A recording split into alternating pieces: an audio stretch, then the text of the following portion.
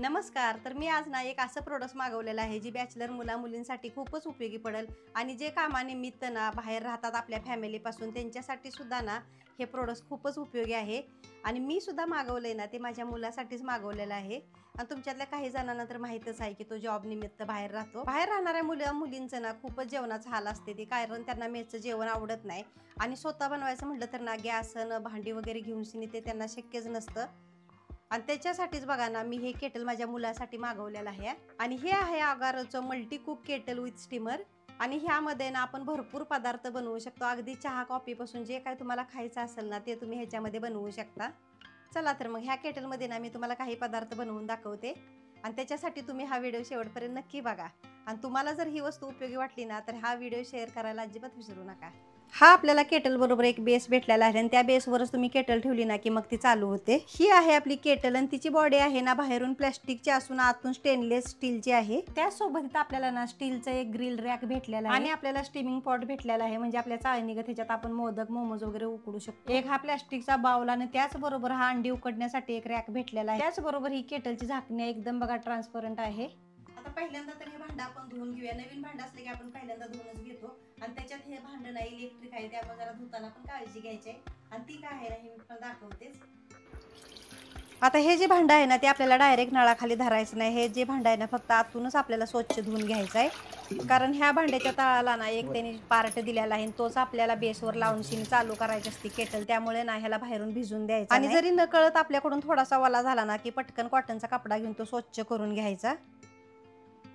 आता हे केटल धुवून तर स्वच्छ झालं होतं, पण म्हटलं चला वापरून बघूया आपण. पण आता ह्याच्यात बनवायचं तरी काय, तरच मुलगा म्हटला की मम्मी आता संध्याकाळची वेळ झाली तर ह्याच्यात आपण चहाचं बनवूया. त्याच्यासाठी आधी ही केटल बघा मी पॉवर बेसवर ठेवून घेतली. त्यामध्ये मग मी पाणी, चायपत्ती, साखर टाकलं आणि त्यालाच बघा एक बटन ही दिलेलं आहे ऑन आणि ऑफ करण्यासाठी. त्याच्यामध्ये अजून 2 मोड आहेत. त्यामध्ये बघा आपण एक तर लो तरी टेम्परेचर ठेवू शकतो, नाहीतर हाय टेम्परेचर सुद्धा ठेवू शकतो. खरं सांगायचं तर बघा अगदी हाय टेम्परेचरवर ना 2 मिनिटातच चहा बनलाय. आता पुढची रेसिपी काय करायची हा मी विचारच करत होते बघा. एक तर मला मोमोजच करायचे होते, पण सगळं साहित्य माझ्याकडे अवेलेबल नव्हतं आणि मी बघा गावावरून येताना नारळ आणलं तर चला म्हटलं त्याच्याच पासून ना गव्हाच्या पिठाचे मोदक बनवूया. आणि खरं सांगू का तुम्हाला हे मोदक बनवताना ना मी अजिबात गॅसचा वापर केलेला नाही, सगळं ह्या केटलमध्येच बनवलंय. आता तुम्ही म्हणाल सगळं म्हणजे काय, तर सगळं म्हणजे सारण बनवण्यापासून मोदक उकडण्यापर्यंत सगळंच ह्या केटलमध्ये केलंय. खरं सांगायचं तर मला ना तांदळाच्या पिठाचे उकडीचे मोदक करायचे होते, पण ते काय मला म्हणावाशे साधत नाहीत, म्हणून म्हटलं चला इथं आपण गव्हाच्याच पिठाचे मोदक करूया, कारण ते मला एकदम परफेक्ट जमते. ती तशी बघा आपली सगळी मोदकाची तयारी झालेलीच आहे. मी तर नारळ खाऊन ठेवलाय, गूळ सुद्धा चिरून ठेवलाय.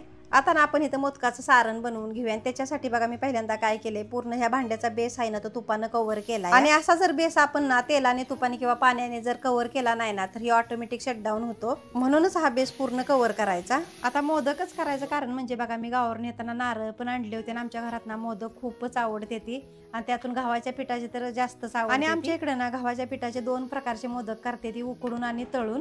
तर हे ना आपलं त्या केटलमध्ये सारण मस्त पैकी तयार झालेलं आहे बघा, आणि खरंच खूपच छान तयार झाले सारण.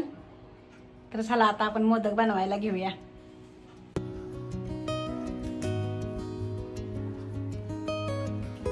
आता या स्टीमच्या भांड्याला ना मी तेल लावून घेतलेलं आणि ह्याच्यातच मी आता मोदक ठेवणार आहे.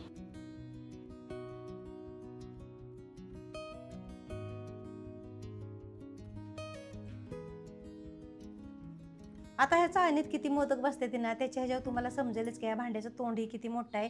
आणि कुठलीही भाजी जर तुम्ही या भांड्यात करायला गेला ना तर तुम्हाला व्यवस्थित ते हलवायला येणार. बघता बघता इथं आपले आता मोदक तयार झालेले आहे. ते चला आपण आता वापरायला ठेवू. आणि त्याच्यासाठी ना मी आधी केटलमध्ये 1 ग्लास पाणी ओतून ते गरम केलं आणि त्याच्यावर आता हे स्टीमचं भांडं ठेवून मोदक ठेवले. तुम्हाला तर माहितच आहे की आपण बरेचसेच पदार्थ उकडत असतो, कोथिंबीर वडी, आळू वडी, मास वडी. आणि हो आपण ज्या रोज भाज्या बनवतो ना त्या सुद्धा तुम्ही ह्याच्यात बनवू शकता. भात बनवू शकता, पुलाव भात बनवू शकता. ही केटल आहे ना आपली 1.2 लिटरची आहे आणि ह्या केटलमध्ये ना 4 माणसांचं जेवण सगळं बनतं. चला ह्या स्टँडवर ना मी तुम्हाला इथं लागलंच अंडी सुद्धा उकडून दाखवली ती. आता ह्या केटलची ना तुम्हाला एक मी छानशी गोष्ट सांगते. तुम्ही जर खाली भात शिजवायला ठेवला ना तर वर तुम्ही कुठल्याही भाज्या ज्या उकडू शकता. त्यामुळे इथे बघा आपला वेळ सुद्धा वाचतो. तुम्हाला खरं सांगते ह्या केटलमध्ये ना अगदी कमी वेळात सर्व जेवण बनतंय. आता इथं आपली अंडी ही मस्तपैकी शिजून तयार झाली. तर आता ह्या प्लास्टिकच्या बाउलमध्ये सुद्धा तुम्हाला म्हटलं काहीतरी दाखवावं, तर त्याच्यामध्ये ना मी तुम्हाला ढोकळा बनवून दाखवते. आता ह्याची रेसिपी आहे ना तुमच्याबरोबर मी नंतर कधीतरी शेअर करेन, पण आता आपण ना ह्या केटलमध्ये हा ढोकळा शिजतोय कसा ते बघूया. तर आता ह्याच्यात बघता बघता मस्तपैकी असा आपला इथं ढोकळा तयार झालेला आहे. आणि खरं सांगायचं ना तर हे भांड पर्सनली मला खूपच आवडले